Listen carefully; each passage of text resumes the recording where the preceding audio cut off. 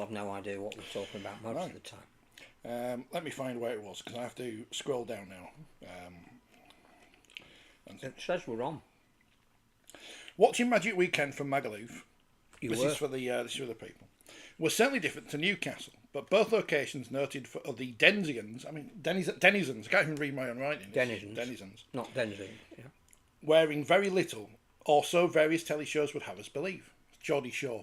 I assume you've never seen that. No idea. Hence, it was to my shock that Sky's Jenna Brooks was wearing a coat on day 2 of Rugby League's annual piss-up. Or, see, I put this as an editor's note, or a more polite way to put that, but that's what it is. And the level of which this column now has to go to for content. It looks like she's wearing bungle, I thought, while on Blue Wicked 8 or 9, and proceeded to post that on the social media because the Forty20 live followers would know exactly what I meant, and that was it.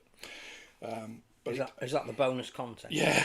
Now I've read it back, I thought, well, I can see why that didn't make it into the magazine. Welcome to the podcast, Forty20 Live. It is Monday, the 16th of... It's the middle of June. June, it is. Just think in a month's time we'll know what was up the sleeve of the strategic review. I got an email then from a club and I thought, oh, is it something... Embargo? No, it's just a press conference. No. Yeah, welcome to the podcast. Another busy week of Rugby League. Congratulations to Halifax Panthers. Halifax Panthers, Rugby League Challenge Cup winners. For the 5th time, is it? I think I saw on the press release Was of the it RFL. the first time in 7 years, though? First time since they've been called Panthers. Exciting game against London. Mm-hmm. I didn't think they were ever necessarily... I thought they always sort of had London at arm's length, watching it on a screen. A bit like Leeds against Warrington on later on the same day. They're always fairly in control of the game. But yes. And I think that combination between Rob Hawkins, Jack Brown, it's going to unsettle most teams this year. The Golden Boot, which as we know, is not now the award given to the best player in the world because we buggered it up. Well, it's only international appearances now. But which should be at the pinnacle of the game. But Rob Hawkins is the best player in the world. Yeah. Although Jack Brown can play. He's all right as well, yeah. But it was a good final. And some good tries, entertaining. A bit of collision. Bit of needle between the two teams. Even BBC Two managed to show at half-time in the Wakefield League game, which was good. Yeah. I didn't see that because I was working, but they put it on. That's good. And the post fell down on Rob Hawkins' head at one point, and then he scored a try. I'm not saying that because he's a friend of the programme. He's been on a few times, but it was a good fight. It would be interesting how Halifax now do, because obviously disappointing last year in terms of getting to the grand final against Leeds, and it was tight at half time, but the Rhinos won it. We'll see what they can convincingly in the second half. See what they can do this year, because the Super League season gets underway this weekend. To be a threat. Yes. You'll be at a game. All being well. I'm going to Edinburgh. You are. If I wake up on time. I need to find the fixtures for this week, don't I? Just to tell you. Yes, this week on Saturday. The first round of the Wheelchair Super Would you believe it? Betfred Wheelchair Super. Would you believe it? Halifax travelled to London. No. That's good. Instant serendipity, rematch. isn't it? Yeah. Brilliant. Edinburgh Leeds and Wigan versus Sheffield. So Edinburgh and Sheffield, who are new to Super League, get baptisms of fire. So that's going to be good. So if you're about on Saturday afternoon, you've got nothing better to do. Leeds, London play. Is it Medway? Someone will tell us anyway. Edinburgh play in Edinburgh. Got a castle. Are you going to do a watch along while you're there? I should do, shouldn't I? If there's internet and stuff. I think they have internet in Edinburgh. If I'm allowed, because I know we're not rights holders of the Wheelchair Super League. If I'm allowed, I'll sit there with my laptop. Who is? Who's going to stop us? Yeah. I'll sit there and entertain people for a couple of hours while I watch a game. Well, I'd like to watch that. I'll try and I'll see if there's anyone there who can come along and sit beside me and talk. So that'd be good. We might be taking. Well, there will be some. I think some families of people who you might know. And Wigan get Robin Park. You've seen it on the telly. You know it is against Sheffield. I like Sheffield. So that's the Wheelchair Super League season getting underway. And of course, if you missed the inclusion round season podcast thing that we did months ago, it seems now, because now they got stuck in a Middle Eastern protest in Manchester, getting back, but I managed to avoid it, so that was good. It's there. It's on the podcast thing. I went into a charity shop the other day and I bought a Rothmans from 1987, which had Halifax and Widnes on the front of it for £1 whole. And also this week, I bought something ridiculous. Well, when I say I bought it, I ordered it a couple of weeks ago. You know, fan culture these days. Yes. It's Has it arrived? It has. Your T-shirt? No, not the, the T-shirt's still coming. The fan culture these days, it's all about... you can't take flares in, can you? So it's all about flags. Everyone loves flags. You can get them printed cheaply abroad. A bit like your North Korean flag. Like my North Korean right behind flag. us. So I ordered a flag off the internet. Whose flag? It's official merchandise, unofficial merchandise. Unofficial? Of the pylons of Pyongyang. Oh, wow. And you could you give them a design and they put it on the flag and you tell them what size to... That's not a flag, that's a bedsheet. I mean, unfortunately, because I've... Did you expect it to be that I didn't big? expect it to be this big, and I also the printing is crap because the design I've done doesn't really work. So I mean, look at that, it's ridiculous. So if Good to know that they are supporting the pride, the rainbow. Yeah. But that went down well in Pyongyang. fully up on everything. So yeah, We should have put that up. This is the thing now. It'll probably fall down. Yeah, no, it's not. But yeah, so I don't know what I'm going to do with that now. We might just give that away because I'm sure one of our listeners will find a good home. It's ridiculous. Do they have that on the bench? No, they don't have it on the bench, do they? No. Paul says, one easy way to keep Brad Arthur at Headingley is to sign his sons and then loan them out to championship clubs. Thus they don't count on the quota. I thought they don't count until they play a Super League game. Is that possible? Is that... I think they might be too good to play in loaned out teams, yeah. Some clubs have signed players' brothers before and sons and stuff. I think it's safe to say that if Brad Arthur leaves, he has left the kind of impression that Graham Murray did at Leeds, that he's turned the team round and into something that has made them very hard to beat, which was a great trait of the Graham Murray teams. And that, again, goes back to it was the start of linking into the success that followed. It's not instant or immediate, but you look back at the starting points and Graham Murray being at Leeds, getting them to a grand final and then winning a Challenge Cup final, but changing the way that... They got a letter from the RFL saying, Leeds, of all clubs, saying, we think your forwards might be too aggressive. Is this like Barry McDermott here? No, well, it was Darren Fleary and fair enough. Anthony Farrell. Yeah. And I mean, obviously Barry McDermott was there, but I think it was Fleary and Farrell that was aimed at. Terry Newton. The Adrian Morley in his all youth very took no prisoners. non-disagreeable Took people. no prisoners. Right. Let's talk about grounds because Andrew says, evening all, should the Giants have more games than the mighty Dewsbury Rams after Saturday's game? Lots of Giants fans didn't know what the atmosphere was until after that game. Well, it's interesting now because Halifax, they can't play any games. Co-tenants. They can't play at the Shea because they're having some sand on there or something. Uncle Ken's paying, not that Uncle Ken, the other Uncle Ken's paying for a pitch. Interest-free loan and everything. It's a good deal, isn't it? Bringing it up to Super League standard. So Halifax need to go somewhere else to play, and there's nowhere else in Huddersfield, so they're having to play at the postage stamp at Odsall, which is a controversial move, but apart from there's nowhere else they could play, really, apart from Dewsbury. The thing about the Dewsbury thing is, and we'll talk about the games in a bit, what's strange about it is, for years everyone says, there's no atmosphere at Huddersfield. The ground's too big for them. They're all rattling around in there, those Giants people. I mean, the problem is, of course, if they go and play at Dewsbury Moorford, is you're more likely to be near the cowbell fella. But why haven't they done this before then? Why everyone said this for years. Why haven't they done this before? It's this great idea. Everyone's saying, it's a great idea. I think I only saw the pictures that were being beamed back because there was another game going on at roughly the same time. And it seems to me that at one end at Dewsbury, a fence. Yeah. 3 sides, lots of atmosphere, colour. That's not great for Sky. No. Because the teams scoring at the fence end.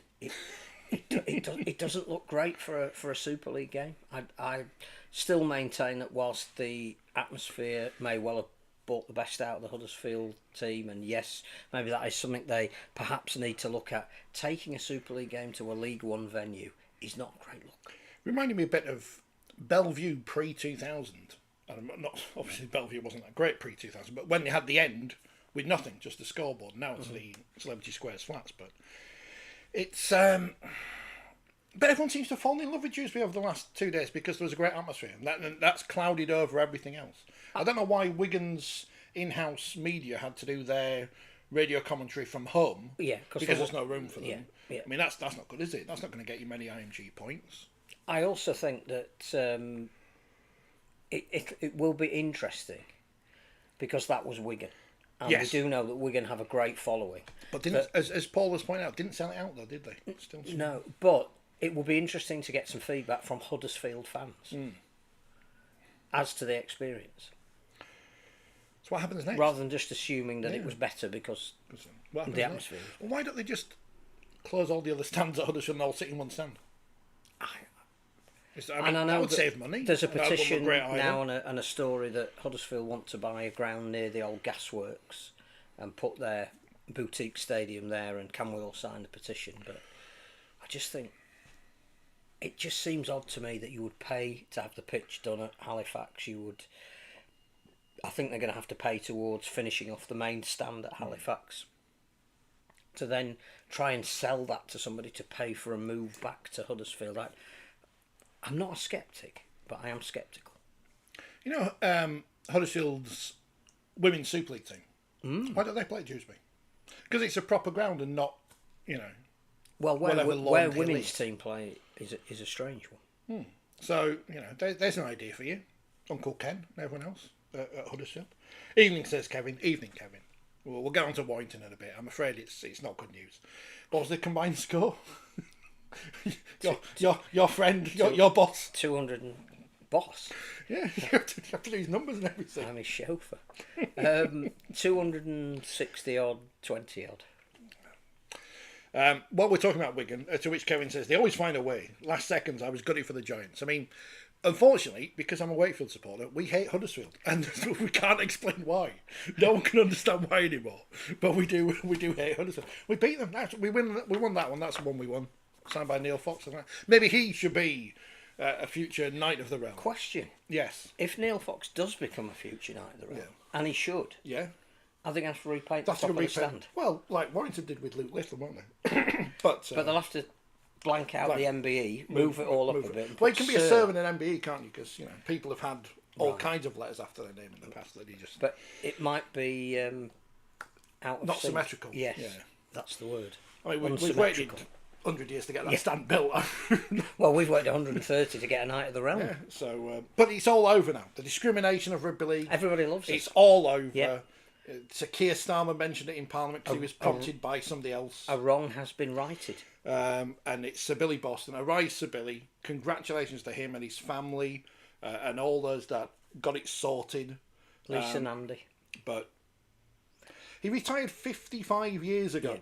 So nothing between 1970 and 2025 in terms of his career has changed. He moved from Wales, despite what the Welsh Rugby Union statement, which is a brilliant piece of whitewashing. And that's probably the wrong... No, it probably is the right phrase. No, in their case, it was white. He moved... He never played for Cardiff's first team because he turned professional. Yeah. Which is the biggest sin you can have in Welsh Rugby Union in 1950, whatever, apart from being black. That's the other one. Oh. But they didn't mention that bit. He went north and he's a legend. And everyone loves Billy Boston. We saw that when they showed him on the big screen at Easter. Everyone loves Billy Boston. He's a Knight of the Realm. He's on 3 statues, which is Unbelievable. ridiculous. He's probably got more statues than Queen Victoria. And brilliant. Unlikely to ever be culturally appropriated in the future or cancelled. No. I think the great thing about all of that, and it's, yes, about time. It has righted a wrong. It hasn't really changed discrimination towards rugby league. The wonderful thing was seeing the pictures of Billy. Yeah. Because I don't know of anybody who's been announced one day and physically knighted the next. That was pretty astonishing. And we do know, as you say, that when his picture comes up on the screen at the Brick Stadium and he breaks into a smile and the whole ground, ends up in raptures. We also know that in 2016 he was diagnosed with vascular dementia, and his son was saying it's a little bit late to get the most out of this award, but the pictures that came back from the actual knighthood and when Billy walked out of Buckingham Palace to see Chris Radlinski, they are priceless. That is what being the first night of rugby league is all about. And the fact that every media outlet, the BBC, the Daily Mail, who wrote the story, the Times, World Service, Australian media, it went everywhere that he was the first rugby league knight. We don't need dissenting voices telling us he's anything other than that, because he is the first person to be knighted for services to rugby league, and a wonderful man. And now we've got to keep the pressure on to get more in the future. And who people saying, well, it should have been X, Y, Z. That's not the point. No, he is the perfect building block for everything else to come on. But yes, I would say the next one probably needs to be Neil Fox. There is talk of Sir Kevin actually being Sir Kevin. But would that be more about his charity work? Well, I think it would be services to rugby and charity. Yeah. But, and of course, Rugby Union would claim that it was only because he coached them that he's... No. But there are plenty of people that would be worthy of this accolade. Yeah. And it is important to get the first one, and we should celebrate it, and we should realise that very little has changed. We're not an establishment sport. But I do think when the Prime Minister says we have righted a wrong, we should rejoice in that. Well, the previous Prime Minister, but 2, he thought Kevin Sinfield had already been knighted. Yeah. So, well, he assumed he'd done it. Yeah. Probably has. But, so any suggestions, get them written down. Get the forms filled in, or get someone who is of a form filling in nature to fill them in and get all the... Because it's a complicated Send thing. it to David Baines at the All Party Parliamentary Group. He's Send our it friend, to he'll be listening. Lisa Nandy, who is the Director of Culture, Media and Sport, and obviously the MP for Wigan, and had a lot to do with not only getting Billy proposed, but it hastened through to the ceremony actually being as it was announced. Write in, fill in the forms. There is a Billy Boston stand, isn't there, at Wigan? Yes. So they're going to have to change that, you see. Yep. Now you've mentioned that. Yeah, well, they have to, don't they? What's going on with my voice today? It's the heat, isn't it? All our voices are... And they're devoting their return game against Huddersfield, because everybody seems to be playing everybody every other week at the moment. In, is it 3 weeks' time, the Billy Boston match, and they're going to fate him. And Ian says, Alex Murphy. Surely deserves an idea, if only for being liked by 100%. Wigan Saints and Lee fans. No, he does. He's another one that absolutely would be worth... And again, it's a we're talking timing about issue. people of a certain age and who we know are suffering a little bit. They need to get their recognition now. It's the ridiculous nature of the honours, which let's face it, they're a lot of old nonsense. Yeah. When the England cricket team got them for winning the No, Ashes 100%. in 2005, but the England women's team who won the Euros didn't all get one, and But it's wheelchair team and also this, that, but it is it's important. political favouritism as well. So there's not as much value in it as I would like to think there would be. The amount of people, other than Sir Billy breaks the mould, and that is important. the amount of people who turn up on the news, politicians of every hue, and they're Sir whatever you think. It's a game amongst themselves, but we need to be recognised for the sport that we are. And I can't think of anybody better to get the first one, but let's follow it up with 2 or 3 more. Shame we didn't know at this time last week. Well, actually on Sunday last week, because then you could have written about it in the magazine. Well, So that's but the next good thing is we can devote enough sufficient space to it next month. The first legendary Cherry and White Blackpool Borough. Blackpool Borough's We first should- we ever shouldn't Knight of the Realm. forget that he finished his career at Blackpool Borough. And that great photo of him walking off at Central Park. Well, I also think as well that because he took the pub by the old ground, there are a hell of a lot of fans of all clubs that went to watch games at Wigan that deliberately went into Billy's. He was a character who was bigger than just he was a great player. I mean, clearly the leading British try scorer in the game. Fantastic. What an accolade. Deserved. Has there been any other news? Because I know we always say, I mean, it's disciplinary stuff, but that's not interesting, is it? Well, Ben Garcia is going to get the book thrown at him. That kind of comes into the games bit, doesn't it? But I don't think there's any other No news. great transfer news, is there? Oh, Dom Young's moved from Sydney Roosters to Newcastle. And he now lives with Kai Pearce-Paul or something. But Kai Pearce-Paul is moving to Wests. Oh, yeah. So Penrith's still rubbish. I've not looked at the... no, they're in the they're good now. top 8 now, I think. Obviously, when the NRLW starts, I'll be keeping a close eye. It's next week, is it? Oh, week after? All games on Sky. Yeah. And the Rugby League game has the Women's Super League on it. Does so it? You too can recreate Wigan versus Leeds versus Warrington in the privacy of your own home. Yes.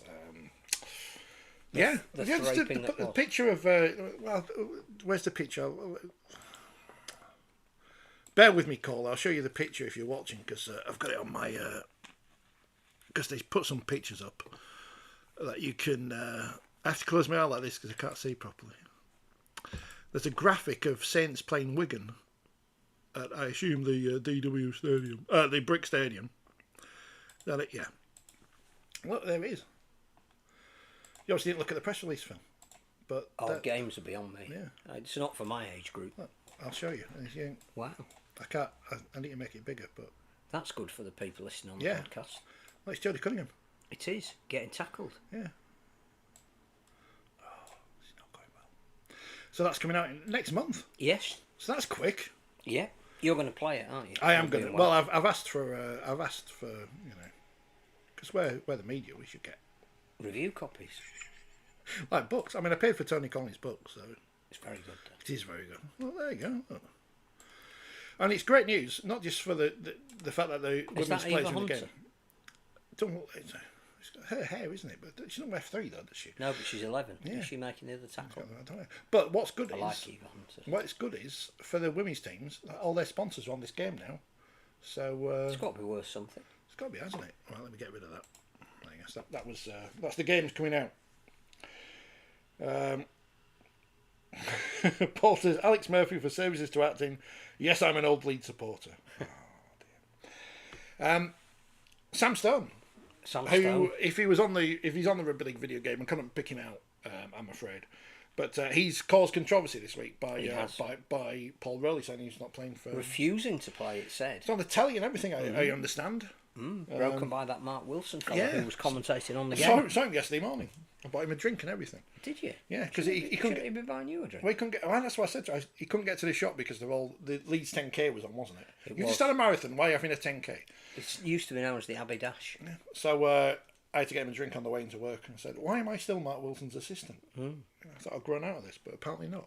But yeah, he said on the telly, Sam. He did. So Which again, Salford playing with only 17 men, which not great when the 18th man is now an important part of player welfare. Lots of talk about unity has kept Salford together to where they are at the moment. Clearly, he wasn't quite as unified as some of the others. Rumoured to be going to Warrington. Not great. Steve Mascott made a great point this week He often does. about, and it links back to the game, because Australia, they've got a union.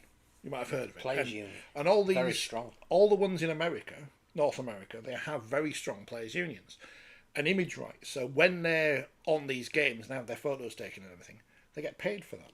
Now I'm going to assume that I don't want to name any players, but I'm assuming that whoever is Huddersfield Giants number 12 in the Women's Super League ain't getting any money from this game, despite the fact that her image is going to be in this game. And I'm just picking a random number and a random team.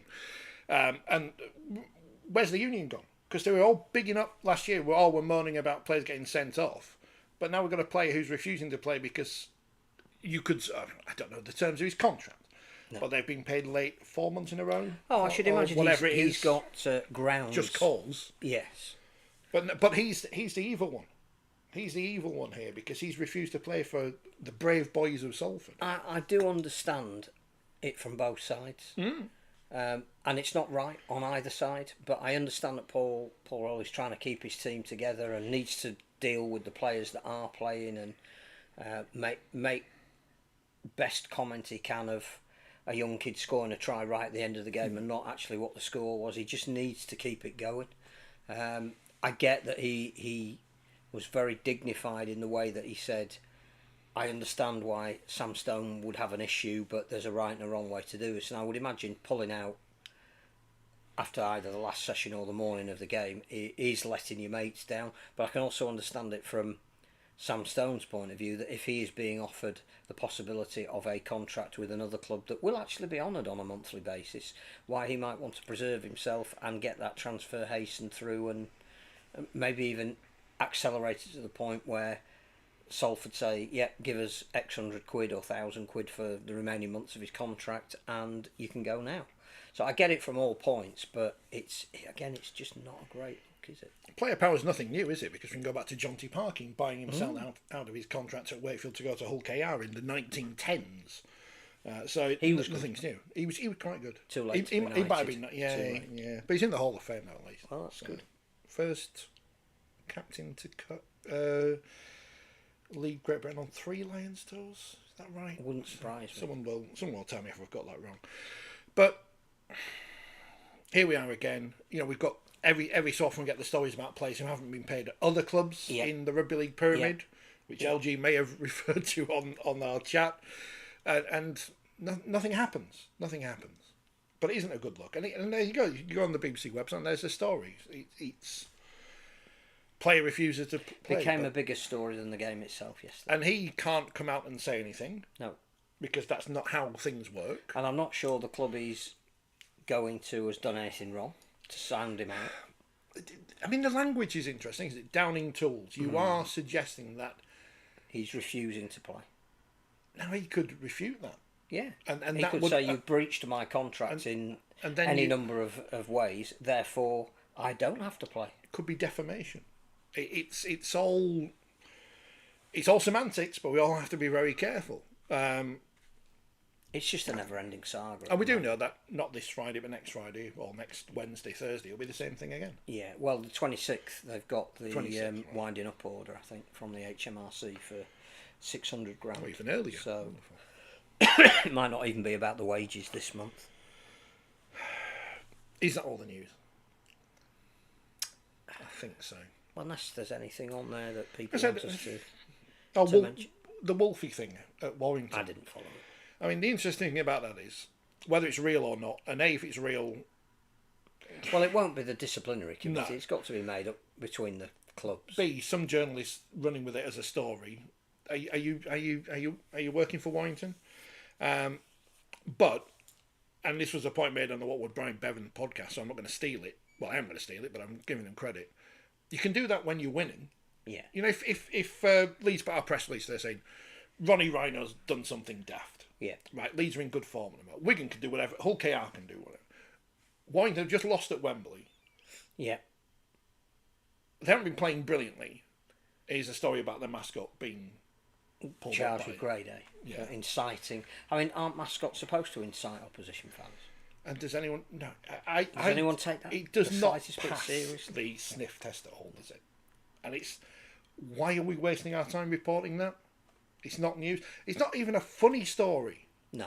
Because if it's mascot does something daft and it goes viral or whatever, we can get behind it. It's funny. But it's just... What are we wasting our time on? What are we wasting our time on? We're not wasting our time on that. We're talking about the Rugby League that happened this weekend, which included on Friday, because there was no Thursday games because of Wembley. Gull winning... Which was a shame, really. Yeah. Because there was nothing else on Thursday. The World Test Cricket. Commiserations Australia. South Africa not bottling it. Amazing. Not much commiserations to Australia. Gull 20. Dewsbury 14, Gull 20. Big win for the Vikings. That's a good result for Gull, and that flew under the radar a bit, that result. Because it happened on Friday night, when also on Friday, Hull FC 14, Castleford 22. My Skybox wasn't working properly, so I couldn't watch this as I would have wanted to. I had to watch the highlights afterwards. It seemed like a good game, some good tries, entertaining. A lot of mistakes. Hull forced into doing a lot of defence on and around their own line through not being able to carry the ball particularly effectively. Looks like Hull have re-signed Liam Knight though. That's because he was linked with. Which could be why Warrington are buying Sam Stone. Was he? Oh, was he linked with Warrington? Did I see him linked with Lee as well? Have I made that up? I think he was linked with Warrington. Ah, right, I've made that up then.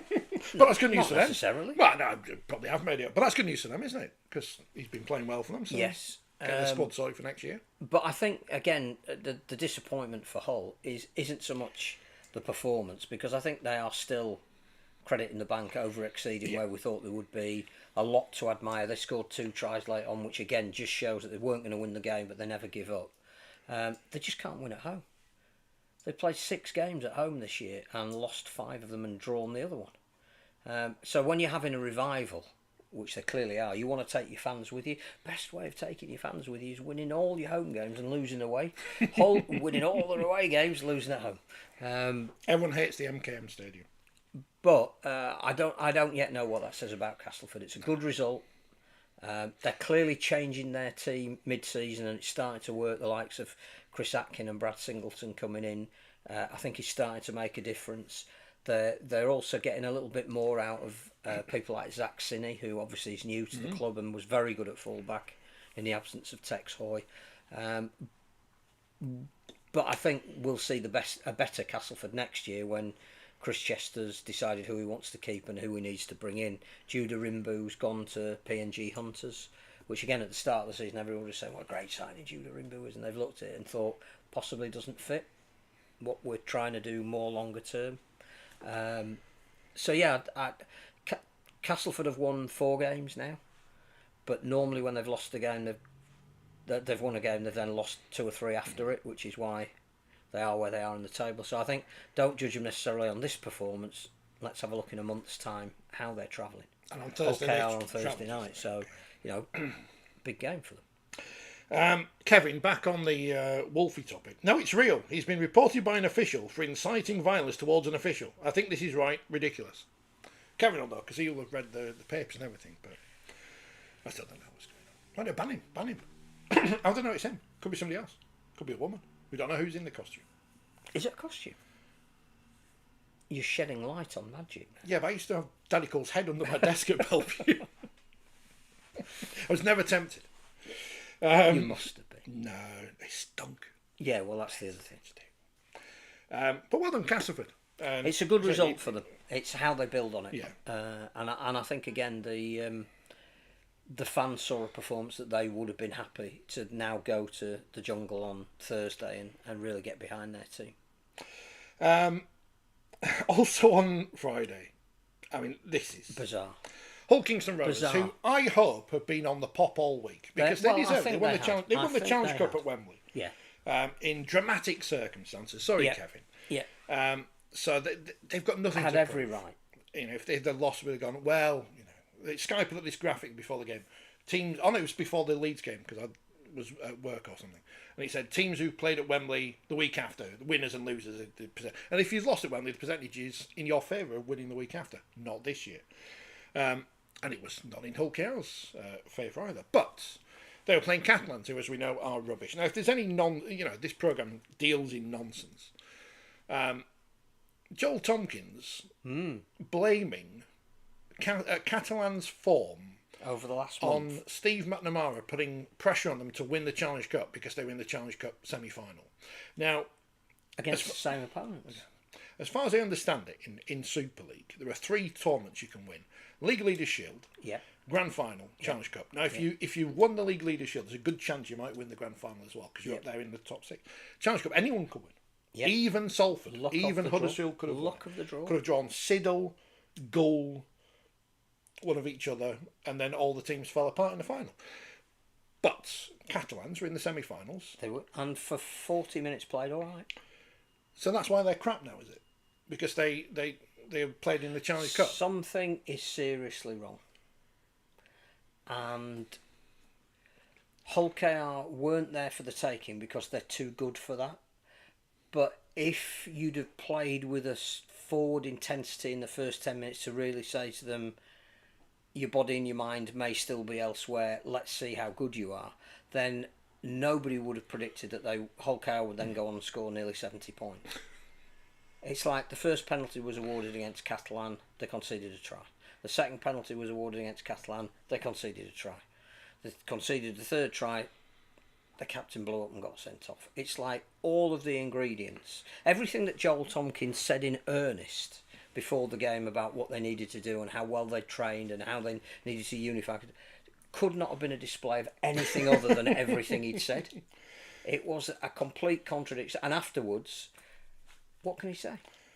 Steve McNamara was there in the crowd, which was very funny. How he lives in that part of the world. It's very funny. It's like when Andy Kelly was at a Wakefield game after he got sacked in 2000. They pointed him out in the crowd as well. It's just very odd. It's not as if his son was playing. Well, no, but I suspect he's got a few friends still at the draft. I thought it'd be hard to get a ticket, wouldn't you, the week? Just won the Challenge Cup and he managed to get a ticket. He might even have wanted to thumb his nose at people who got rid of him, because certainly it hasn't got any better. And he's still on the website as their coach, isn't he? So I don't know how French internet works. Maybe it works differently to our internet over here in Brexit land, where you can do things. I mean, again, let's praise Hull KR for the style of rugby they then turned on. But let's also be honest and say it could have been touch and pass. I don't know what's gone wrong at Catalan over the last month. I don't think we saw this coming. I know they weren't playing desperately well, but they got to a semi-final. They were in it for half of the game. They collapsed in the second half. Steve McNamara blamed the penalty count and the set restart count. And after that, they hadn't scored for, nearly 4 games, at a new Super League record of 312 minutes. Thank you, Catalans, for breaking Wakefield's record when we were dreadful. Yep. So, how has this come about? They've got more talent than Wakefield had in 2020. But it's not as though they're playing 17 young players because they've got the worst injury crisis in Catalan's history. It is the most bizarre thing. Recruitment, isn't it? Because we keep saying this week in, week out. It is, but they're not as... But 68... yeah. But Luke Keary and whoever should still be better than losing 68-6. Yeah, and on the back of... Yes, I know confidence slides, but, nilled in their previous 3 games. Something dramatic is not right, and it's not to do with the quality of player. They might be able to get a better quality of player if they go back into the recruitment market. There was some mention by Bernard Gouache in the local Independent, which if Bruno's reported it will be completely correct, that they want younger imports. So I think he may have looked at some of the players that, I don't know if Steve's the recruiter or whether they've got a director of rugby that does it. They may have said, not quite sure we've got that element of our team right, but there's enough other talent. Theo Farge has not kicked on. No. Well, he didn't have a great time at Huddersfield, did he? So, whoever has decided who needs to come in, it hasn't worked. But there's something more than that. And we still don't know who their coach is going to be going forward. Well, there's a very good rumour in 40 out now. Trent Robinson. You wanted this out downstairs. Joe Tompkins is the coach, isn't he? He's the one. Sam Tompkins was on the pitch giving them the riots. Yeah. The act riot. Which again, something didn't sit quite right about that. Is that because Ben Garcia been sent off by that point? I can't remember. Yeah, and it clearly didn't work. No, I think it was Garcia sent off after it went to 80. It was 18-0, I think, and I think the riot act was read particularly when they went 18-0 down behind the posts. But again, I don't know we don't know the internal mechanics of what is happening down there, but something doesn't look right. I genuinely can only see them keeping Joel Tompkins to the end of the season like they said they're going to do if they know somebody's coming at the end of the season. Steve McNamara's available.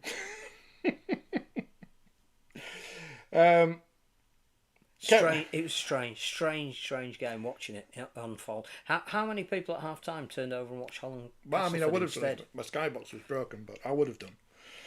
Kevin says Catalans look to me like the team is split Aussie and maybe French and English. I don't know.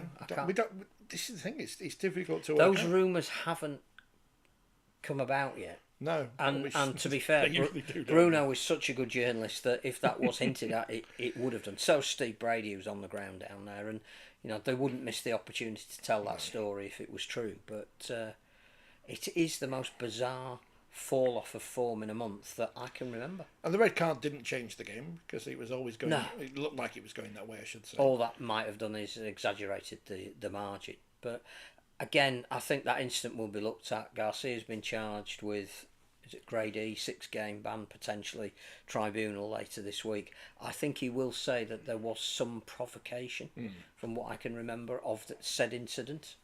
Now, they've obviously looked at it and not charged any Hull KR player, so clearly they don't think there was any reason other than... I mean, is Garcia... Do you just put that down to pure frustration, that he's looking at his teammates thinking, these guys aren't as invested as I am, I'm really annoyed, I need to take matters into my own hands, whatever that takes, before he knows that he feels as he's been wronged and retaliated in the only way he knows how. It's just not great for the Dragons at the moment, and I genuinely, we don't know why, do we? That and the weather.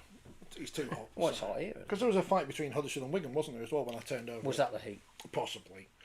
Because moving on to Saturday, I think, unless anything else happened on Friday, which I don't think it did. No, I think real credit to Hull KR. Yeah. And they got to fireworks and lift the cup up again. And I think the way they, again, reacted with their fans and the way they celebrated the cup and the singing of the fans before the kick-off of respect, it's brilliant. I still don't understand why they don't sing something by the House Martins. LG says Minicelli deserves a ban. If he landed, it was a knockout.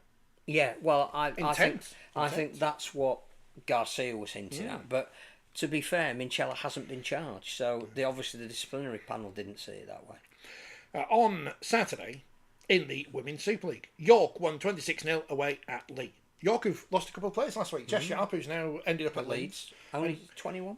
Something like that. Yeah. And my friend, Kelsey Gentles. Why? What's happened? They were friends now. Oh, no, I mean, she left York. She left York. I did not see this. No. Yeah, she left York as well last week. That's why I've asked her to come on the podcast. I didn't know it had been formally announced that she'd left. Yeah. Because they didn't give her a squad number, did they? No. Because she's been injured. But neither was Tara Jane Stanley, because she's injured as well. Yeah, so she's left. So she's a free agent. I didn't realise that she'd actually... Yeah, she said she'd come on the podcast. Handed the shirt back. Yeah. So. Will she give us an exclusive as to why? I don't know. If we're nice to her. She likes us. We can give her a...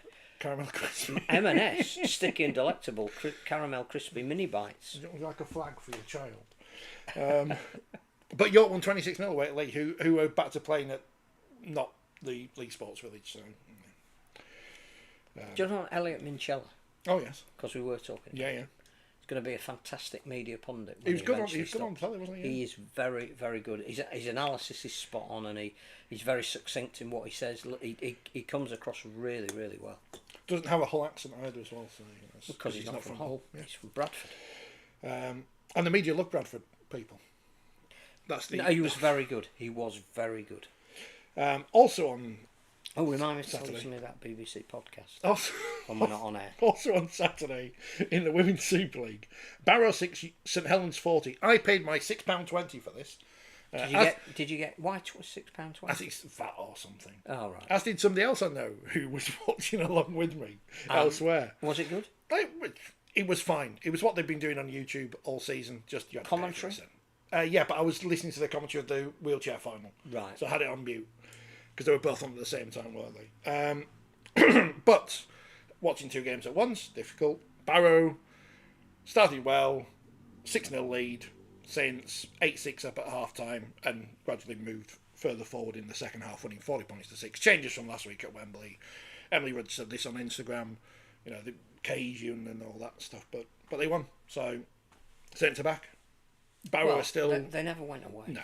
And Barrow are still the model of all clubs who aren't in Super League to follow, because they're in the men's Super League, they're in the women's Super League, but not in the men's Super League, and they put their flying the flag. Put their games up. You can pay £6 and watch it.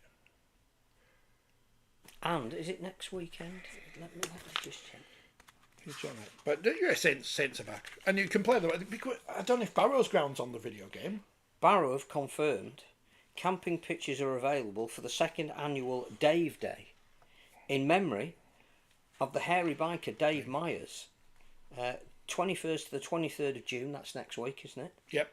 Last year, over 20,000 people rode from London to his hometown, which is Barrow, raising £125,000 plus for charities, including the Barrow Foundation. Superb. So, if you're in and around Barrow next weekend, you fancy a bit of camping with some bikers, Dave's there. Apparently the food's very good. Not surprised really with him being a hairy biker, but his size going up there to cook some food. It's Royal Ascot this week. We should have a Royal Rugby League event. I don't know what. What, now that we're established? Yeah. Royal Women's Nines at West Bank or whatever it's called. What's it not called? West Bank. West Park. Royal Magic Weekend. It's a Freudian slip, wasn't it? Huddersfield 18, Wigan 22 in the metropolis of anywhere in Dewsbury. 79 minutes, 59 seconds. Ball turned back inside. Yeah. Jack Farrimond. Try.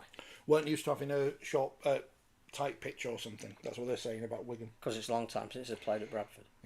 Heartbreaking, said Luke Robinson. You would hope, wouldn't you, that Huddersfield can kick on from here? I think we said, and we know nothing, that last year it was Lee that had a terrible start to the season, mainly because of injuries. I think, was it at the halfway point, which we are at now, Lee had only won 2 games and made the playoffs. This is not to say Huddersfield will make the playoffs, but there is something to play for in the second half of the season for them if they can harness whatever it was that gave them the ability to compete right until 79 minutes 59 seconds. Apparently Zach Wolford was very good, George Flanagan very good. I'm not sure it was solely down to it being a better atmosphere at Dewsbury. I think that's slightly demeaning of Luke Robinson's coaching, to be honest. No, it's all down to it. It's nothing to do with Luke Robinson. It's all about being able to hear the fans. You would hope, wouldn't you, that they can build on that. It's a massive game this week. Absolutely massive game for Huddersfield this week. Are you going to tell me who they're against, or we're going to find Warrington. out? Oh, Warrington. We're going to talk about those in a moment. I'm on the BBC website. It's easier to do things chronologically. Yeah, that's right. But that would be a fascinating Saturday. Is it in Warrington? It's or in Warrington. Not in Dewsbury. No. But that is really interesting because there's massive pressure now on Warrington at home. And Wigan, as was mentioned earlier. Wigan do what Wigan do. And, interestingly, no Bevan French. No.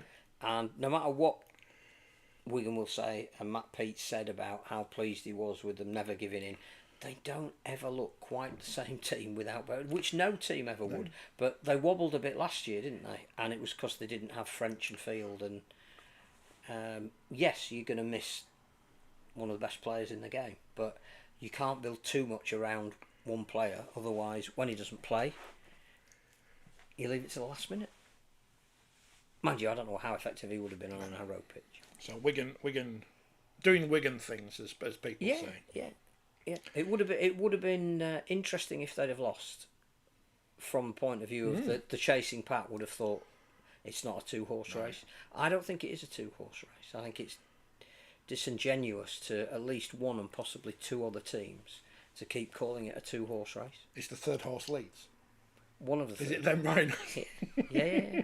Well, it should be because they beat Warrington 36-12 on Saturday. Did you stay on the pitch? Did you dance to Pat Sharp? We partied on the pitch. Yeah. No, we walked around the outside of the pitch. There was partying going. Sharp, yeah. That actually was a really good initiative. I mean, the weather was great, but there were loads of kids on the. It's just lovely to see things after the game to keep people involved. There were some kids running up and down playing rugby on the pitch, which is great. Bought their own little ball and were having their own games, which is lovely. Because I can remember when I was once a kid, in the summer when we used to play in the winter. In the summer they'd open Headingley, go down with a gang of mates with a ball and play on the pitch where your heroes played. It was wonderful. Who were you? No, that's not fair. That's not fair. Because if I say that, the only thing missing was talent, dedication, physical presence. So no, I wasn't anybody.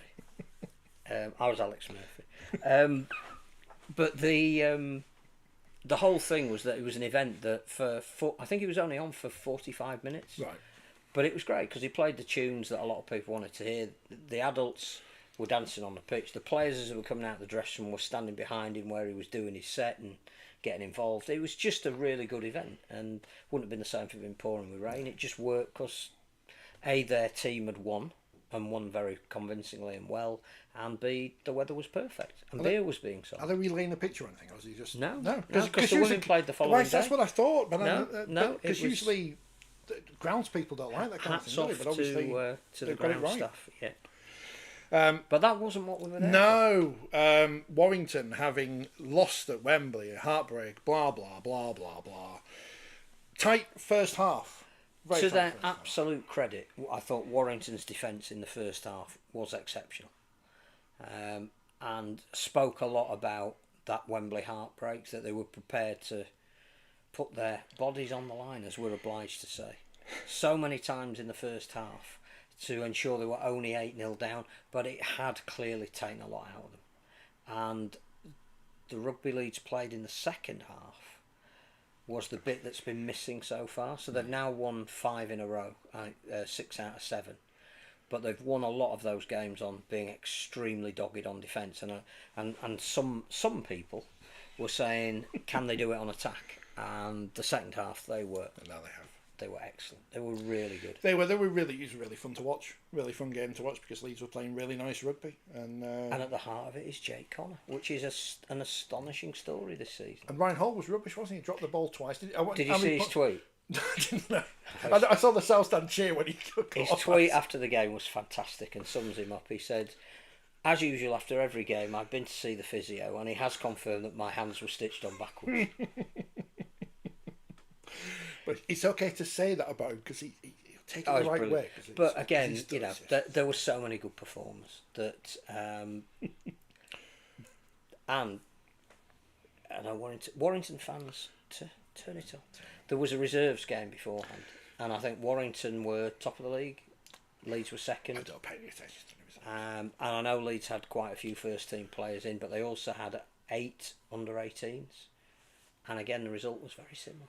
So Leeds have got a lot of competition for places in virtually every position at the moment. That's why it's not a 2-horse race at the moment. We may be sitting here after Leeds have gone to St Helens on Friday saying it's a 2-horse race. That Leeds Saints Grand Final's back on, everybody. But they've got Saints and they've got Lee coming up, which again are the other team that I just don't think you can say it's a 2-horse race. And Leeds have to go to Hull KR. So you're going to know a lot more about whether this Leeds team are credible in the next 3 or 4 weeks. But the way they played on Saturday, the attacking flair that they showed. They haven't won 5 in a row against Salford every week, have they? That's the thing. So No. they played some decent teams. They've beaten Wigan. Whisper it quietly, but that is one of the teams they've beaten. So it was. I don't know. I don't know where Warrington go because the everyone blamed Darryl Powell a couple of years ago. Darryl Powell's this is the really interesting one. and Darryl Powell gets sacked. Sam Burgess comes in. Are they any better off than they were under Darryl Powell? They're a couple of places. They're really unfortunate in terms of injuries. I felt course. terribly sorry for Aaron Lindop, who clearly was trying his hardest, wanted the ball, wanted to atone for whatever may have happened the week before, which very little of which you can lay at his door, and then does an ACL. So the injuries are one of those teams at the moment that just has a never-ending run of injuries, and that does affect the continuity. Like St Helens, but I don't know where Warrington are at the moment. like Wakefield. I don't know what's left of this season for Warrington, because I genuinely can't see them. Well, I can't see them being at Old Trafford. I think there's a little bit of a breakaway now. I think we know 4. We don't know for certain. We've an idea of 4 of the 6. Yeah. Because you look at how many games they've got left and who they've got to play, and you'd think that those 4 teams are going to accrue enough points to be in the top 6. So we're talking about teams playing for 2 other top 6 slots, perhaps. That might be going too early, but I don't think that. There's a bit of a gap now, so I don't think that's unreasonable, and I just don't know if Warrington can bridge that gap, and if they can't, and if Sam isn't going to be here next year, and he hasn't said that, he's merely said, I had an interview with Perth, and it may be it may be that Perth approached him and he didn't approach Perth. It doesn't matter how it was done. The indications are that he will be pursuing his coaching career elsewhere. What do you do about that if you're Warrington? you make plans now for who you're going to bring in. But do you make the change now? If the person who... And again, if Trent Robinson was available, you'd say, yes. well, you'd there is somebody available, though, isn't there, who wasn't available 3 weeks ago. And I'm not saying that that person is the fit that Warrington might be looking for, but do you wait around until the inevitable happens? Do you hasten the inevitable because the club needs to start? So are we saying that Warrington need to appoint Steve McNamara before Leeds do? Not necessarily before Leeds do. But that might be what people would. But I'm not. I wouldn't be. You know, we never want a coach to be sacked. No. We've there's two things that we stand by on this program. One is it's never a referee's fault because yes, they'll make mistakes, but there's so much wrong with the way referees are treated at the moment that if we focus solely on them, then you're missing the point. Referees have always made mistakes. They're not making any more or any less than in previous eras. They're working under far more restrictive conditions in that every game is televised to the nth degree. If you genuinely think that referees are biased, then you probably shouldn't be watching sport. So we've never... We'll talk about if we think a decision is wrong, but we would never say it's a referee's fault. If a referee makes one mistake in a game, there's 79 other minutes for the team. Ryan Hall's fault. Yeah. There were 4 penalties on Saturday at Headingley, none in the second half. Chris Kendall will not get the credit for that. But he should, because he contributed to a free-flowing second half. So we don't criticise referees per se. No. And the other thing is we don't want coaches to be sacked. No. We've never been on a bandwagon that says, he's got to go. So I'm not saying, and I wouldn't, especially if he's living round here, Sam needs to go. I just think Warrington have a really, really interesting decision as to how they view the remainder of this season. And it will be interesting to know from our avid Warrington friends here what they think. We're scared of Sam Burgess, that's what we're just missing there. Well, no, he's got an aura about him. He came in the press conference after the game on Saturday. He didn't say very much, but you knew Sam Burgess was in the room. He was going to say what he wanted, not necessarily what the journalist wanted. Sam, did you play well? Yeah. What did you think? Yeah. The issue at Warrington, if it isn't the players per se, some of the players are better than others, some they probably shouldn't have signed, but that's opinion. The coach is the coach. Above all this, who makes all the decisions? This leads us into the score of their women's team. Yeah, it's lovely how they've played Leeds in these 4 games. I think it's about what do they want to be as a club. And so much focus, I think, has been put on the men's running team and the pressure of we need to get over 70 years of hurt, that has been to the detriment of building a club. So the team ran out at Headingley on the Sunday wearing the Warrington colours with the Wolves badge and got beaten by, in a Super League encounter, not against a promoted team. And the result, if I'm a senior manager at Warrington, is embarrassing. It's the same with the wheelchair team. They were a Super League entity, they're not now. They possibly should be in next year. They're not winning enough games in the divisional to assume that unless they have a complete overhaul of players that they're going to be a force to be reckoned with in anywhere in the near future. I don't know what Warrington want to be and how they see the one club mentality that Wigan have fostered, that Leeds operate, that I think Hull are starting really to get the hang of, which embraces everything about the club, the heritage, everything. I'm just not sure Warrington have got it. Sheffield. Sheffield are very good at that. York. Leeds Rhinos women 110, Warrington Wolves women 0. Yeah. But even more important than that, before in the academy game, Leeds Rhinos under 19s, is that the academy level? 74. Warrington 4. Yeah. Now the one thing to bear in mind about that is the amount of time that Leeds have put into developing players, which yes, their first team may not have got to Wembley this year, may not even make the grand final, but clearly there is a reservoir of talent that they're... Ellie Seal, is it Ellie? Lily Seal. Played full-back for Leeds Academy women last.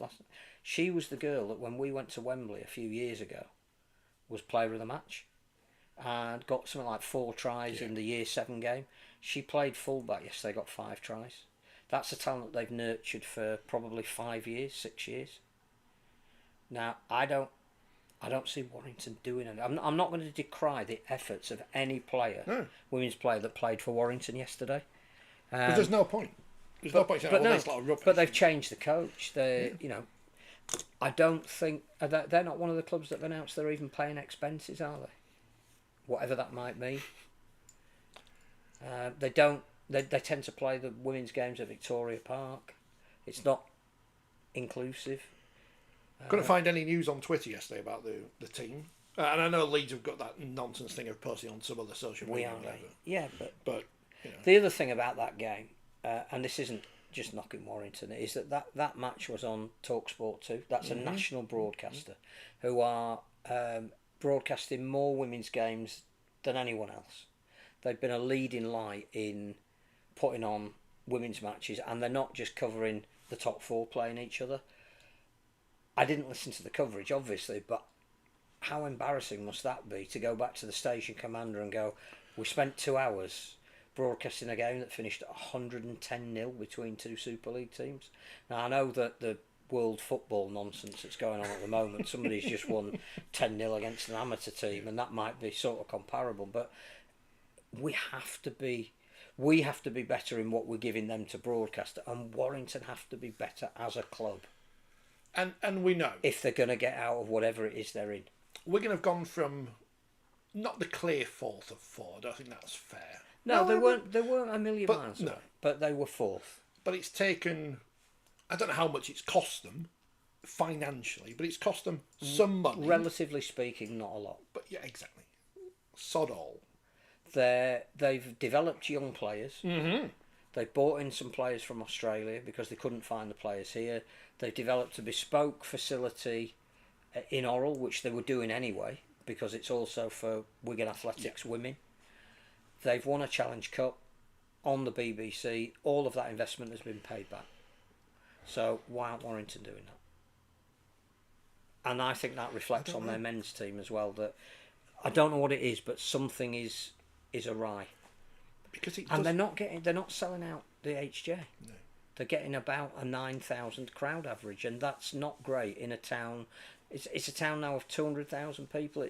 It doesn't have a professional football team like Wakefield. The signature team in Warrington is the rugby league team. I would imagine very few people don't know that team exists and where they play, and they're not getting them all in the ground. I don't know why. I really don't understand what the hell's going on, says Kevin. The signings are ridiculous. All the injuries we have, and still one of the quota players doesn't get in the 17. That's Dan Russell, who was at the cricket the other day. Apparently. Which again, a lot of people said when they signed him, is he a good signing? What's Simoran doing putting up with this? The whole club's going backwards. And he's signing these checks, and I don't know. I just think too much of the focus, and I don't know Simon, I've never been in his company. I don't know if he is just desperate for that men's team to go to Old Trafford and win, and every board meeting they have is how much nearer are we to doing that, and everything else is secondary. I genuinely don't know, because I haven't asked them, and I don't think they'd tell me if I did. So let 1955. Yes. So up until that point, Leeds had not won the title, had they? No. Was it 1970? 61 Leeds 61, won it for the sorry. first 61, time. sorry. Wakefield won it twice. Dewsbury had won it. Lee have won it. Bradford and Alden, the original club, hadn't gone bust at that point, but they have now, because that was 64. But everyone forgets that and still continues the history, even though they stopped playing halfway through a season. Warrington have no divine right to be champions, unlike any other club, and it just becomes more and more of a thing. But the whole "it's always our year" thing is becoming a millstone, and has been for probably about the last 2 or 3 years. Paul says, get your academy right and keep it at that for 5 or 6 years, and then you have the backbone of a team for 10 years. And Wigan have done that, Leeds have done that, St Helens have done that. Saints are now in that position where they have to refresh that, because the players are getting older. Leeds are doing it again, I have to say, from watching their reserves, which, say, half the team was academy players. They've got a crop. But Warrington... Traditionally, we say about Warrington, they bring in players from elsewhere, and they try to build a jigsaw. And I sort of get that. They haven't got as many clubs as Wigan have, community clubs, so the pool that they're fishing in is smaller. But, I if I'm Warrington, I am signing kids from Wigan St Pat's, giving them a chance. I am going to Blackbrook in St Helens and signing them. I want to get the best of Parkside Goulburn, obviously. But, something isn't right in the philosophy behind what they're trying to do, in my opinion. Which they'll probably now email and say you guys. The problem is we're being logical. I'm more interested to know what emotional. Warrington fans think, because it's fine sitting 50 miles away and pontificating, but you see them every week, you guys on the chat, and you're passionate about them. So what do you think's missing? So I'm going to go to this game on Saturday in Edinburgh, You are? where they're playing Leeds, who are the champions of the Wheelchair Super League, and chances are, and I don't know how the game's going to go, Leeds are going to win by a big score. Because they've got a load of internationals for England. They're the Wales captain. They've just won the league. And they're playing a team who are playing their first ever Super League game. Who are developing talent. Baptism of fire. Now, if Edinburgh lose by a big score, in the grand scheme of things, it doesn't matter because they're developing and this and that and the other. And they're an island up there. Well, the thing about Edinburgh, because we've done a couple of features on them, is they have a plan. And their plan is not determined by one result. Their plan is, we want to get more people playing the sport. We want to establish Edinburgh as a Super League team, and we realise Martin Gill's their coach, who was coach at Leeds when they came in, and Leeds were getting beat by 100 points every week. We're not really bothered about the results. We're passionate about developing the sport, and by developing the sport properly, Scotland will be better as a nation. We might get a second team in Scotland. Dundee used to have a good wheelchair team. So they know what they're doing, they know who they are, and they're not going to be derailed, even if they lose their first 5 games 100-0. I don't know who Warrington are. That's the thing. What is Warrington's plan for women's rugby league or wheelchair rugby league or anything? As a club, or in the town, or if it is. I also don't understand, and we've said this before, I'm going to say it again. I do not understand how, if you're marketing yourself as the Wolves, you refer to yourselves as the Wire. It seems self-defeating to me that you know, and again, you know, we can use 100 analogies, but I'm going to use the one that I know the best. The chant that used to be at Headingley for all of the years I was growing up was the Loiners. We are the Loiners. They have been the Rhino since 1997, and nobody says Loiners. They bought in. They might still wear the badge. They might still call themselves that amongst themselves. But it's the Rhinos. They are the Rhinos. The brand has worked. The Wolves thing seems to be a halfway house. Are you Wolves or are you Wire? And you might say it's not important and it doesn't affect the performances on the field, but it's about identity, and it does. Kevin says, who's in charge of recruitment? The whole "it's always our year" was sarcasm because we're always crap. People think we're serious when we sing it. I mean, the Leeds fans were serious when they were singing it. But it's come back to bite them because now every opposition fan is singing it, and it's a millstone. Saints signed up a lot of players from Crossfields a couple of years ago. That says it all. Wire Academy were unbeaten. That's all. That's good. Robert says, also to be fair, Wire were extremely unlucky to lose last week, and their fans were tremendous. They were unlucky. We said last week they were the best team. They were the better team for 78 minutes. Unfortunately, they didn't win, and they didn't back it up this week. Sam Burgess talked about it after the game in the press conference. You can go back and watch the video. Yeah. About him, this is the Warrington. But that wasn't the Warrington that turned up against Leeds, and that's not taking anything away from Leeds. No. That wasn't the Warrington who Sam Burgess said they were. So what happened in... But I know they had to get over a defeat. But what are they? That's the thing. I don't recognise a trait at the moment that Warrington exhibit. It's and not as you say, what happens against Huddersfield this week? It's not like they're difficult to break down on their own line, or they're scoring a lot of points, or... I don't know what they are. I don't know what they're trying to do. So it's Wire versus Fartown then this week. So that's... But I don't know what you do. Big game. Big game, because if Warrington lose that game, then their season in Super League is virtually finished. So I'll clip this bit out and I'll say, Warrington, why is it all going wrong? Shock or something. And they'll win 60-0. Put all those buzzwords in that you're supposed to do for the internet. 110 dollars. I mean, as you're saying downstairs, Phil, how do you score 110 points? It's like even minutes? Just 20 tries in 80 minutes. Just the time it takes to touch down, take a conversion, restart. You're virtually scoring on every set, aren't you? Wigan, the Women's Challenge Cup winners, won 58-0 away at Huddersfield, who didn't play in Dewsbury, but in their YMCA pitch or whatever. Well done to Wigan. Again, who backed up playing at Wembley. And hopefully a lot of celebrations. With another... The nil is, again... We know who Wigan are. Wigan... last we'll say about Warrington. But there's something called the Wigan way. And whilst we're not from Wigan, I think we understand what that means. And that's what I mean about having an identity. Chris says Martin Gill is doing a fantastic job for Wheelchair Rugby League at Edinburgh Giants and Scottish Wheelchair Rugby League. Highly ambitious but humble. Well, I'm looking forward to going on Saturday. It's going to be an adventure. So I'm looking. Well, it is because you're on a 20-seater coach. Yeah, I'm really looking forward to it. Again, it's not. I know what the result's going to be, but it's not about that. You're going for the experience. In League One on Sunday, Swinton beat Warrington 24-14. The League One looked fantastic this week. They did. Crusaders 14, Hurricanes 4. Which we said was the game of the round. And talk about drama. Keighley, who were winning comfortably, pegged back 25-all against 25-24 to Rochdale in the last minute drop goal. And then Keighley get a penalty to win it 26-25. How did that happen? The wheels are back on. It's the flags. That's what got him there. Alan Kilshaw against one of his former clubs. Yeah. But I'd like to know a bit more about the Crusaders Hurricanes game, because obviously they've been the top two this year. I've seen the result. I've seen the try scorers, but I think we should, as a sport, have done more about that game. That sounded a great game. I mean, it goes going back to praising Barrow again. If I can pay £6 to watch their game on a third-party site, so they're using somebody else to rebroadcast their stream and get the money from it. If they can do it, why can't you out there? Why can't you clubs do them? I don't know. Because there is no reason. Toulouse 24, London 16. Which again, late try won it for Toulouse. Look, well, I watched a tiny bit of it because the stream started at 1 o'clock. But that's a really improved performance by London. They need to build on that.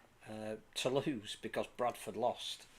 It's going to be, if we're talking about IMG gradings and/or increasing the Super League to 14 teams, it's going to be very hard to deny Toulouse the way things are going, much as some chairman may want to.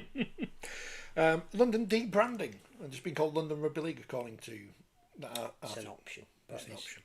So have we worked out who came up with it? Because Mascot wrote the article, and he said it was someone who wasn't British, but he named Brian Carney, and I can't remember what else he named now. Right. Don't read this out. Don't read this out. Right. Oh, it's an interesting name, isn't it? So, you remember where you hear it first. Buy this. It's got that on the back, so you can frame that. Especially from East Hull. Someone on eBay is selling not the programme from the Challenge Cup final, which I am. Please put your bids in.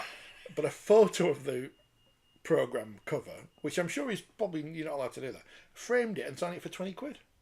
So why not buy Forty20 magazine, which is £4.50. That's cheap. Have you seen how much magazines cost these days? Cheap, but not in quality. And you can frame that on the back from the sponsors. Or you can just frame the front. Look at that. You can just sell the front cover. If you're in East Hull, yeah, we'll sell you the front cover. It's cheap. Must have. I digress. Barrow 22, Sheffield 28. I could have paid to watch this, but I was at work. And I'm also not as interested. Big win for Craig Lingard. Yeah. Barrow don't often lose at home. It's a tough place to go, and Sheffield have been struggling, but they were ahead virtually all of that game. A couple of late Barrow tries. It was a good display by the Eagles. Batley 12, Doncaster 50. Don't know what's happening at Batley. No, they seem to have reverted backwards, haven't they? But a great win for Doncaster and Carl Hall. Doncaster are the most unpredictable team at the moment, because they could quite easily lose by 30 next week. I mean, I assume they scored all the 50 points down the slope, but we don't know. Bradford 18, York 20. Heartbreaking defeat for the Bulls against the 1895 Cup. So another cup winner at Wembley who came back and won. Who backed up. Which again, considering the amount of effort that was put into that 1895 Cup final, that's a fantastic result for York. And Featherstone, who didn't train until Friday, as we know, because Paul Cutt told us, beat Hunslet 26-24, which was closer than you would have thought, but also I think again, they won. Interesting, it's how Hunslet go from here, because that's arguably one of their best performances in the Championship since they got back, and they need to back it up next week. Winners 24, Halifax 24. Because you can have draws in the Championship. You can, because there's no golden point in anything apart from the men's Super League. Explain which that. No one understands why, do they? Oh, okay, fair enough. Well, we don't know. I don't know. Makes absolutely no sense to me. I haven't had any discussion now about where Wigan can sign players from, because obviously Leeds signed Kevin Sinfield, and he's not from Leeds. Oh yeah. But I mean, the worst thing for Warrington's women is two of the biggest stars in the women's game are from Warrington. You know, the most people whose age have heard of. If I don't want to keep talking about Warrington because it's like rubbing salt into an open wound. But if you're an ambitious Warrington club, you would go to those two players who, let's face it, are coming towards the end of a career and say, would you come and regenerate our women's section? What do we need to do? Will you end your career playing for your hometown club? Will you help us build a team that has credibility? As far as I know, they haven't. Salford 4, St Helens 46. We spoke about the Sam Stone thing earlier, but perfunctory win for Saints. Picked up another injury in the week, didn't he? Percival's injured now. Well, and Whitby's out because he got knocked on the head. Yeah. Has Salford player been cited for that? I don't know. I've not seen the thing. No. It's obviously can't have been that bad, can it? Which is a shame. But Connie Hurrell. Was it Bradford? At Bradford. Is he going to go back to? Well, Saints Wonga scored at the weekend. I mean, bloody hell! More great recruitment there. St Helens can only beat the team that's in front of them. Kyle Felt 4 tries is probably the most impressive thing about that performance. He's obviously returned. Yeah. And I think he gives them an added dimension on that wing. I think we say it every week, don't we? And we can't not say it. The Salford fans are ridiculously loyal. And to stay till the very end and cheer a try by a 19-year-old, and that's what you go. It's come to something that you go into the game now for a moment to cherish, not a victory. You know your team are going to get beaten. You think they're going to get beaten pretty heavily. But a young 19-year-old who Paul Rowley's saying not really sure he should even be playing, he gets on the end of a move and the crowd go berserk, and they've lost 46-4. It's like, I don't know. It's a story that. It needs a resolution quickly, and it's easy to sit here and say, it needs a resolution. But for the sport as a whole, it's a terrible. The Sheffield Wednesday of Super League. I'm saying that to please all the Sheffield United fans who listen to this programme. I don't know if we've got any. Oh, there was probably one, but I don't know. There's nothing else to say about that game, really, is there? Because it went exactly as expected. Well done, Saints, and big test for them on Friday against Leeds. Ooh. Well, there's a fair bit of rivalry between the two teams. Saints knocked Leeds out of the cup. Give Tom a hug from me if you see him. Yeah. Well, if he gives me a car park pass. Apparently, everyone had a good day at the Saints. They had a Father's Day beanbag at the stadium. I haven't asked what the gift was for the fathers, but I assume it was a pen or whatever crap they've got in the shop they need to get rid of. But I'll check on that. The Super League weekend didn't finish with this game because it finished with Salford and St Helens. But Wakefield 20, League 24, clubs have learned that if you're on the BBC, that you should do so. If you're a proper BBC game, not one where you just shiver it on 5 minutes before, that if you've got something you want to promote, this is the game where you can promote it. And it works out that if, as it says in my column about the Rob Burrow game a couple of weeks ago at Headingley, and here for the Candlelighters charity, which obviously close to Darrell Powell's family, that you can do it on the telly and it gets lots of publicity and it works out well. And then if you put on a good game afterwards as well, everyone goes, that was a good game, wasn't it? And it was a good game. I think two of the things this weekend that are worthy of note is clearly Wakefield played in a shirt promoting Candlelighters, Leeds played in a shirt promoting Bernardo's. That's where, as a sport, we're really good. The whole emotion of Darrell, carrying out his granddaughter and his daughter carrying out Clark, who the whole day was themed around. Fantastic. Not a dry eye in the house. Brilliant cause. Wonderfully done. Hats off to Wakefield for the way that they've done it and what they've done around it. Huge kudos to Darrell, because it must be emotionally almost impossible to talk about, but he spoke beautifully in the lead up to the game and on the telly, and still coached his team to a really good performance. But I think we underestimate Lee, because again, every week nobody says this Lee team are hard to beat. Armstrong's come back into form, hasn't he? He seemed to go quiet for a while, but now the last couple of games, but he again is a thoroughly when his name is on the team sheet, prepared to be excited. But the inside balls from Ben McNamara that led to 2 tries, including the winning try, that is again execution of skill at the very highest level. Ben McNamara was outstanding. Lachlan Lamb setting up a try was fantastic. Wakefield, again, whatever happens this year, Wakefield are going to probably win and lose almost an equal number of games. It's either going to push them into 6th or just outside. It's been, whatever happens from now, it's been a great season. They're competitive. Mike McMeekin was absolutely outstanding again. No surprise. It didn't come as a shock that Mike McMeekin was very, very good. As he has been all year. So 14 games in, Mike McMeekin. He's been quite good in those 14 games. No, he's been 8 out of 10 every single week, and possibly was 9. In fact, if you were to award the Man of Steel at the halfway point, you'd be very pushed to find somebody better than him to give it. So it's Jake Connor, apparently. Yeah, but I mean, Mike... if you actually did it properly rather than... No, I just think if you're talking about the, what it means, yeah. One of the most consistent players of the year. But Jake Connor has been very, very good, but he's also had 1 or 2 games at the beginning of the season where he was still finding his feet. But Meekin, I think, has been sensational from the off. There was nothing between these two teams. As a neutral, to be able to sit back in the armchair and go, that was entertaining. Brilliant game. Fantastic. A couple of times Wakefield looked like they created an overlap and didn't take it. Mason Lino is an enigma because when he's good, he's very, very good. And when he rushes the line to defend, he's horrid. And he did that on 2 occasions. But it's never one person's fault. No. It was thorough. Kais Fatili didn't score. 2 games running now, he hasn't scored. So. Now he's got his new contract. Yeah, he hasn't scored. But it was a great game played by 2 coaches that understand the need and desire and ability to entertain. It was brilliant. Loved it. Well done. Exciting. It's what you want to see. And again, just when you're talking about who might win the competition, it's a 2-horse race. Just have a look what Lee are doing. Kevin says, would you trust Connor for England though? Well, no, I wouldn't. And Sean Wayne's not going to pick him anyway. So it's not whether I would trust him. It's whether Sean Wayne would pick him, and the answer is no, he wouldn't. No. Because he's just not his type of player.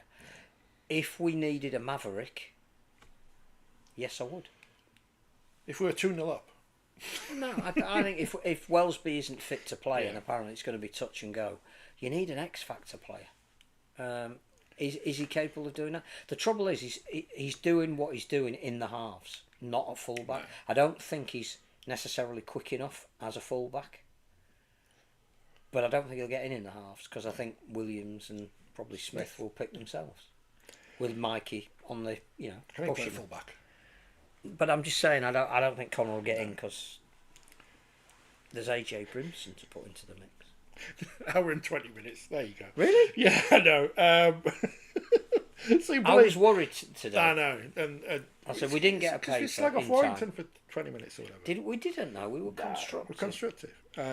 But don't tell anyone at Warrington because they might, Thursday, Castleford Hull KR. Interesting. Friday. Good test of Cass. St Helens Leeds. Wakefield watching. Wigan. Oh, that's interesting as well. Yeah. Wakefield back at home, where again they probably want to put on a performance for their fans. Doesn't that stand look great on the telly? The sunshine, and then they show the other side, and they've got that big picture, so you don't see the porter cabins. It's great. The whole way they've done it, even the roof on the is it North Stand? The North Stand, yeah. It just looks so tidy. North Standers. I don't know. They've got us chant about themselves. It looks great. It looks great. That'll be a great game. Also on Friday, Bradford versus Batley and Featherstone versus Halifax. Why are they on Friday? Does anyone know? Saturday, Warrington Huddersfield at 3. Catalans Lee at 5:30. That'll be interesting because, again, you would say on current form that's another thraping for Catalan. That they've nothing to lose. They've got to show something this week. Lee are taking something like 1,500 fans as well. So I know they keep promoting the fact that they're selling shirts and all that kind of stuff. Hats off to them. Connor could be on the bench, covers half full-back and centre, says Paul. I thought he said fly half there for a moment. Yeah, I again, see how he ends the season, but if he's in this kind of form, you'd have to look at him. Robert says, good to hear you enjoy the Wakefield League game. Yes, entertaining. Lee, very good, especially Lamb and Ipape, but Trin were very close at the end, despite playing below their best. No, it was fantastic. The whole thing was brilliant. Also on Saturday, St Helens versus Warrington in the Women's Super League at 2. Oh dear. And as mentioned earlier, London, Halifax. Now, we did have a message about this. Let me go back on the chat to find it. From John. London versus Halifax, kick-off Saturday, 2 o'clock at the Barking Sport House and Gym. Okay. Dagenham, Essex. It will also be streamed on the England Wheelchair Rugby League YouTube channel. So there you go, you can watch that. Or go down to the game. So that's the wheelchair game, not the running game. That's London versus Halifax. London Roosters, Halifax Panthers. Repeat of the Challenge Cup final. Edinburgh, Leeds and Wigan, Sheffield in the Championship. Toulouse versus Oldham. That'll be a good game. And on Sunday, Salford Hull at 3 o'clock.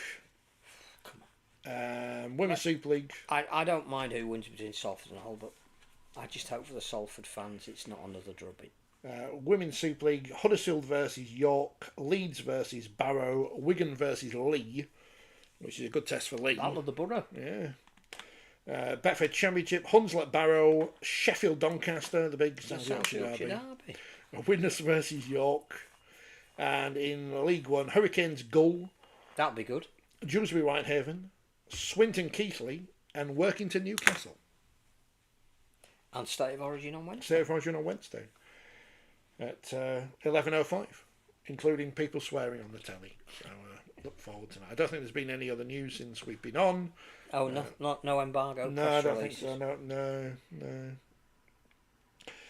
Kevin says the NRL buying Salford or London has gone quiet.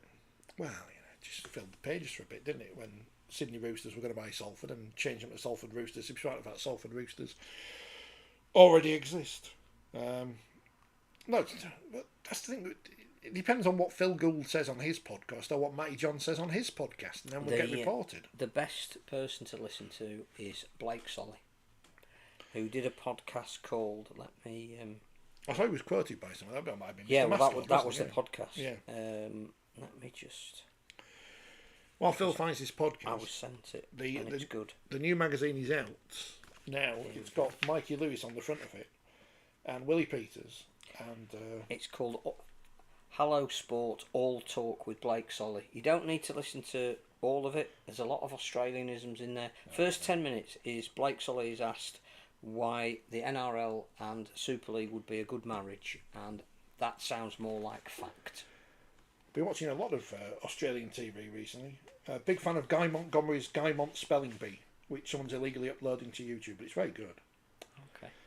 So that's my recommendation. What record do you reckon Mascot's playing?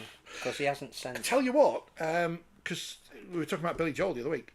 There's a Billy Joel tribute coming to Wakefield on my birthday, so I've got a ticket. So I'm off to see that. That's. Have you watched him at the BBC yet? Not yet, but it's on the list of things to do. So I think it'll be All About Soul by Billy Joel. It will be coming up after our... Will Paul Rowley be at Saints or Wire next year? Could be. I don't know about Saints. I think the way he does his post-match interviews at the moment wouldn't fit at a Saints or a Leeds. Is that a fair comment? But I would be looking if I was a team that had talent but no direction. I'd be looking to think he might do a job. Whether he'd go to Catalan, I'm not sure. So that's it. Oh yeah, Paul said who he used to be on the pitch. I know he's just sent something about Gary Hetherington, but I wanted to go back to that because it's more important. Because we're talking about who Phil would be, and he didn't tell us. On the pitch at Headingley, says Paul, I wanted to be Eddie Ratcliffe. Great winner without much of a side step, but what a tackler. Yeah, great defender. One of the very few guys who could keep Billy Boston in check. I think there's an old ball of mine that's on the roof of the old South Stand. I never got it back. So when they knocked it down, leather balls, yeah, where the spiral staircase used to be up to Eddie Waring's perch. It was above that. So we'll open this up as a topic for next week. Who did you used to be? Who did you used to be? And we still haven't got where we find Izzy Rose hat. If you can find where you can get Izzy Rose scrum cap from, we want one of those, because let's face it, I bought this big flag, which for podcast listeners it is giant, and you're gonna have to go back and watch it. But yeah, we'll be back next Monday. There's no bank holidays for a while, so we'll review. I'll tell you all about Edinburgh. We will ask himself. Yeah. If he's free Monday. I did see him this afternoon. I heard, yeah. Great White by Desert Moon. coming up after this podcast. I've had to play Westlife today, Bop Bop Baby, in another place, and I was like, I can't say this song's bad because it's not what you do on radio, but I'm trying to find out ways of doing it. And I said, 20 people have probably written this song and then moved on. I don't know what that song is, but it's coming up now. I think we should apologise to Steve because we've done an hour and a half. So, we're supposed wrecked his schedule. We're not supposed to do that anymore, are we? Sorry. Dear. So apologies to Steve, apologies to you for listening. See you next week. If you're in Edinburgh on Saturday, I might see you there. Otherwise, Phil will be at St Helens if they let him in the car park. But we will definitely be here next week. Thanks for watching. Like, subscribe.